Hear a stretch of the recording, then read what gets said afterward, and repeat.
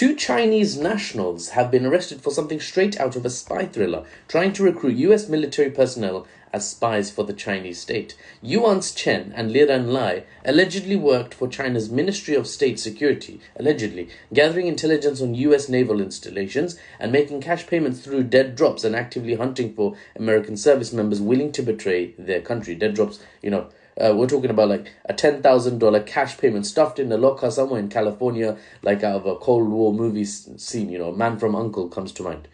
Chen is known, for example, to have taken a tour of an aircraft carrier in California before reporting back to someone in mainland China.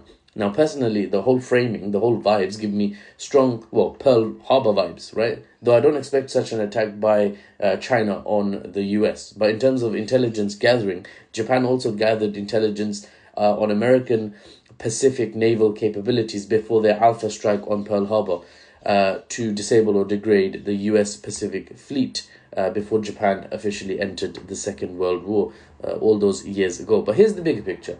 This isn't just another espionage case. This is Cold War 2.0 playing out in real time between the world's two great powers today. China and the United States are locked in, right? They're locked into an intelligence battle and a technology battle and an educational battle, all kinds. They're locked into and a trade battle.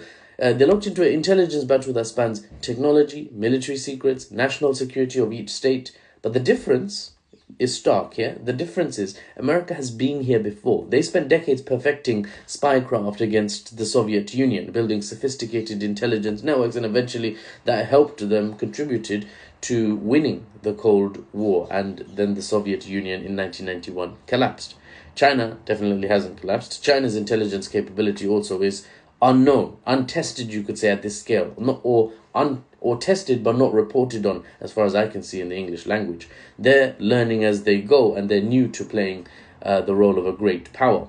Now, while China dismisses these charges against these two nationals as assumptions and speculations, the pattern generally is clear. Both nations are actively trying to infiltrate each other's most sensitive institutions and gather the juicy details. I'll talk about a couple of Chinese ships, intelligence gathering ships that were floating off the coast of the Iran-Israel conflict, picking up, details on how F-35s work and their, radar signatures and all kinds of madness, and air defense system technology used by Israel from the US, Patriots and THAADs. And THAADs aren't that bad, unless you're facing Iranian ballistic missiles. Anyway, the question now is how capable each side and how resilient each side is.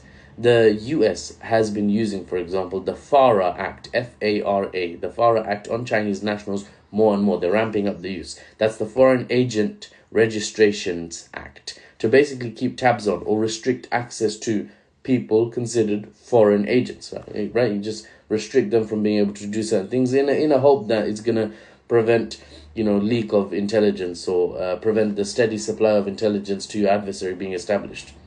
Now, as months go by, expect Chinese nationals to be looked at differently, suspiciously even, for better or worse. The world continues, you see, to slip into a second Cold War, and any particularly stupid move anywhere on the globe, really, could take us from Cold War 2.0 to World War 3, and that's obviously not good for the general health of a global citizen. Time will tell how things turn out, and I'll be here to report to you the news and the analysis, unbiased and without the Western spin. I'm Mahfouz, and I'll see you on the next one.